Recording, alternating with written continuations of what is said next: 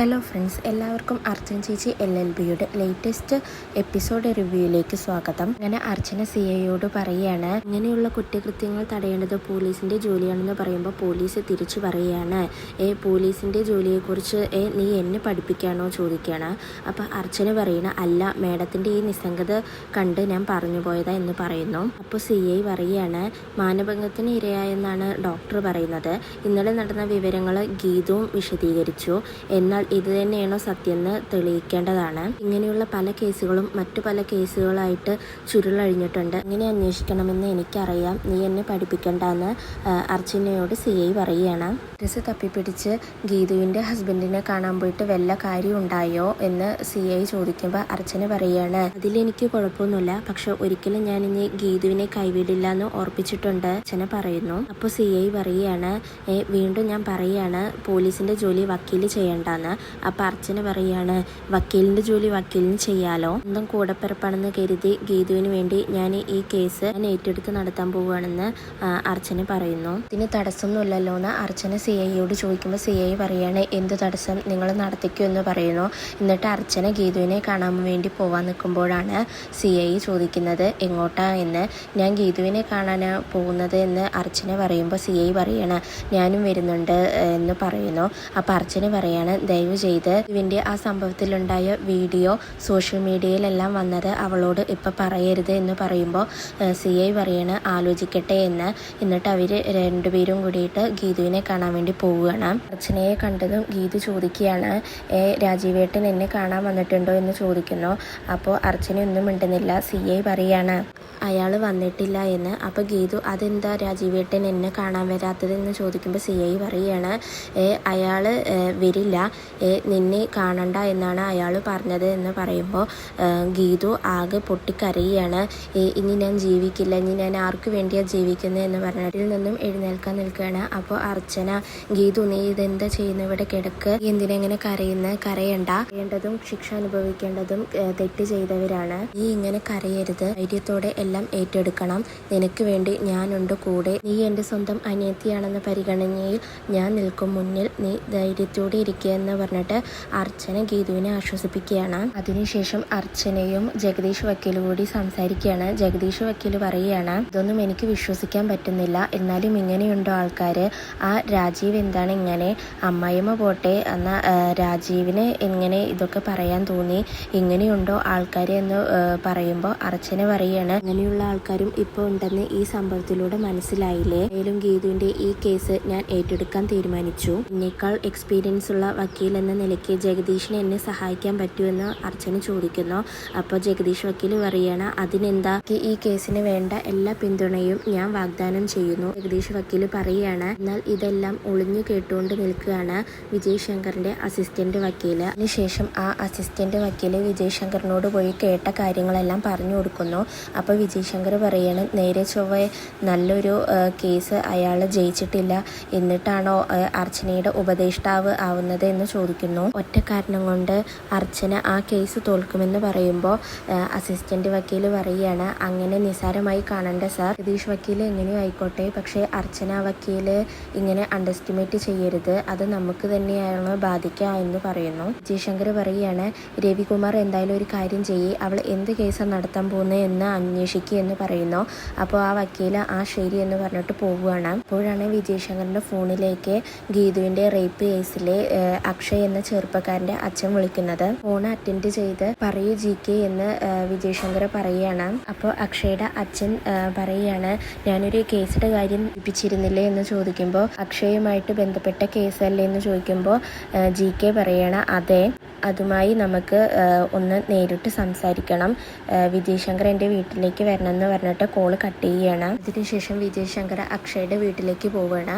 അപ്പോൾ അക്ഷയുടെ അച്ഛൻ പറയുകയാണ്, ഈ സോഷ്യൽ മീഡിയ കാരണം ഇപ്പോൾ മനുഷ്യൻ്റെ സമാധാനം ഇല്ലാതായി, ഇതൊന്നും നിരോധിക്കാൻ നാട്ടിലെ നിയമമില്ലേ വക്കീലെ എന്ന് ചോദിക്കുമ്പോൾ വിജയശങ്കർ പറയുകയാണ്, ചോദിക്കുന്ന കാര്യങ്ങൾക്കാണ് ഏറ്റവും കൂടുതൽ പോപ്പുലാരിറ്റി കിട്ടുന്നത് GK എന്ന് പറയുന്നു. അപ്പോൾ വിജയശങ്കർ ചോദിക്കുകയാണ്, ആട്ടെ, ഈ റേപ്പ് നടന്ന പെൺകുട്ടി ഇപ്പം എവിടെയെന്ന് ചോദിക്കുമ്പോൾ അക്ഷയുടെ അച്ഛൻ പറയുകയാണ്, റേപ്പൊന്നും നടന്നിട്ടില്ലാന്നേ, എന്തോ ചെറിയതായിട്ടൊരു മാനഭംഗം അത്രേ ഉള്ളൂ. ഗീതു എന്ന ആ പെണ്ണിൻ്റെ പേര്, ആ പെണ്ണ് ഇപ്പോൾ ആശുപത്രിയിലാണ്, ഏതോ ഒരു സാമൂഹ്യ ദ്രോഹി അവളെ ഹോസ്പിറ്റലിലാക്കിയിട്ടുണ്ട് എന്ന് GK പറയുമ്പോൾ വിജയ് ശങ്കർ പറയണ അതേ സമയം തന്നെ അക്ഷയും ആക്സിഡൻ്റ് ആയെന്ന് പറഞ്ഞിട്ട് ഹോസ്പിറ്റലിൽ അഡ്മിറ്റ് ആവേണ്ടതായിരുന്നു. എന്നാൽ ഈസി ആയിട്ട് അക്ഷയെ ഈ കേസിൽ നിന്ന് നമുക്ക് രക്ഷിക്കായിരുന്നു എന്ന് പറയാണ്. അപ്പോൾ GK പറയാണ് എൻ്റെ മകൻ ഈ കേസിൽ അകപ്പെടരുത്, അവനെ എങ്ങനെയെങ്കിലും ഈ കേസിൽ നിന്ന് രക്ഷിക്കണമെന്ന് പറയുന്നു. എല്ലാം ഞാൻ വിജയ് ശങ്കറിനെ ഏൽപ്പിക്കുകയാണ്, പണത്തിൻ്റെ കാര്യത്തിൽ താൻ പേടിക്കണ്ട എന്ന് പറയുന്നു. അപ്പോൾ വിജയ് ശങ്കർ പറയുകയാണ്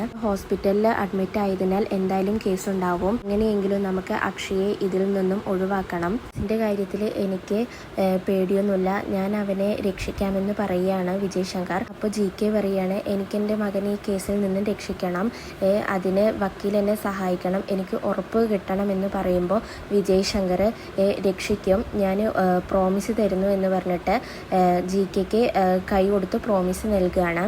അതിനുശേഷം കോടതിയിൽ അർച്ചനയുടെ 2 അസിസ്റ്റന്റ് വക്കീലുമാർ ചായ കുടിച്ചുകൊണ്ടിരിക്കുകയായിരിക്കും. അപ്പോഴേക്കും അവിടേക്ക് വിജയ് ശങ്കർ വരികയാണ്.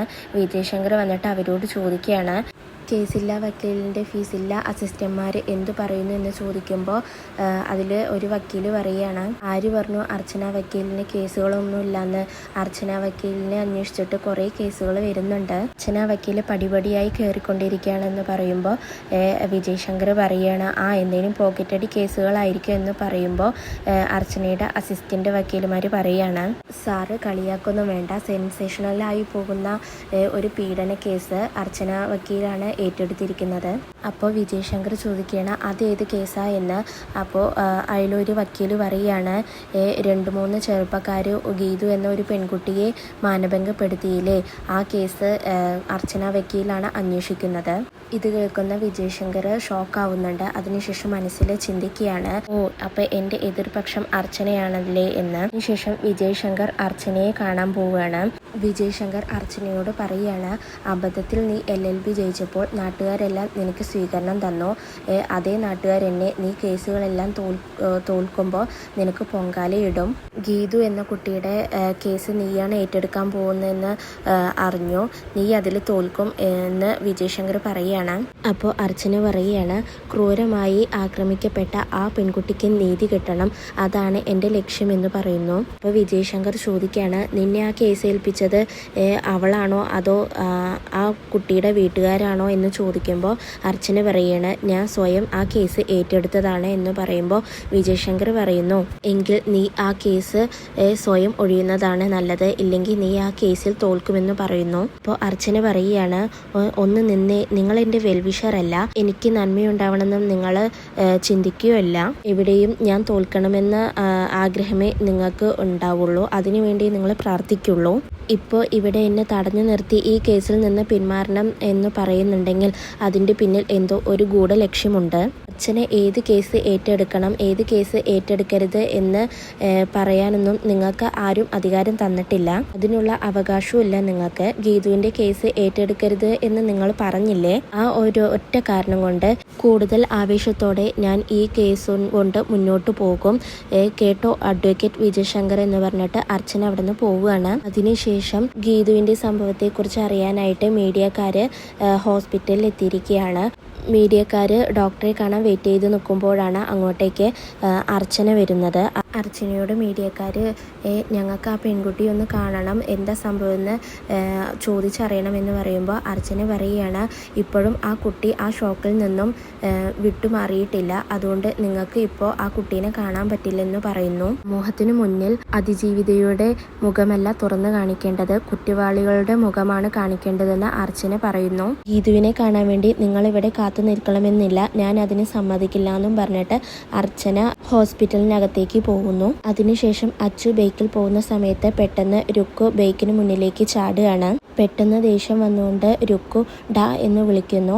അപ്പോൾ അച്ചു പറയുകയാണ് എൻ്റെ ബൈക്കിന് മുന്നിൽ ചാടിയിട്ട് ഇനി അടുത്ത കേസും കൊണ്ട് വരികയാണല്ലേ എന്ന് പറയുമ്പോൾ രുക്കു പറയുകയാണ് എങ്കിൽ പിന്നെ എനിക്ക് നല്ല ഏതെങ്കിലും വണ്ടിയുടെ മുന്നിൽ ചാടിയാൽ പോരായിരുന്നോ, നിൻ്റെ ഈ പാട്ട വണ്ടിയുടെ മുന്നിൽ ഞാൻ എന്തിനാ ചാടുന്നേ എന്ന് ചോദിക്കുന്നു. അപ്പോൾ അച്ചു പറയുകയാണ് പാട്ട വണ്ടിയോ, മര്യാദയ്ക്ക് സൂക്ഷിച്ച് സംസാരിച്ചോ, എന്തായാലും നിന്നെ ഞാനൊന്ന് കാണാനിരിക്കുകയായിരുന്നു, ഇനി എൻ്റെ ചേച്ചിയെയും ചിന്നുവിനെയും ദ്രോഹിക്കാൻ നോക്കിയാലുണ്ടല്ലോ, നിന്റെ ഏടത്തി ഉണ്ടല്ലോ ചന്ദ്രലേഖ, അവള് മര്യാദയ്ക്ക് ജീവിക്കില്ല. ഇത് നിന്റെ ഏട്ടനോട് കൂടി ഒന്ന് പറഞ്ഞേക്ക്. അപ്പൊ രുക്കു പറയണ, ഓ നിന്റെ ഇടനിലക്കാരിയല്ലേ ഞാൻ, വേണമെങ്കിൽ നീ പോയി നേരിട്ട് പറയുമെന്ന് പറയാണ്. അപ്പൊ അച്ചു പറയണ, ഞാൻ പറയും, എനിക്കാരെയും പേടിയൊന്നുമില്ല, എന്തായാലും നല്ല കാര്യത്തിന് ഇറങ്ങിയതാ ഞാൻ, ഇനി പോയിട്ട് വലിയ കാര്യമൊന്നുമില്ല.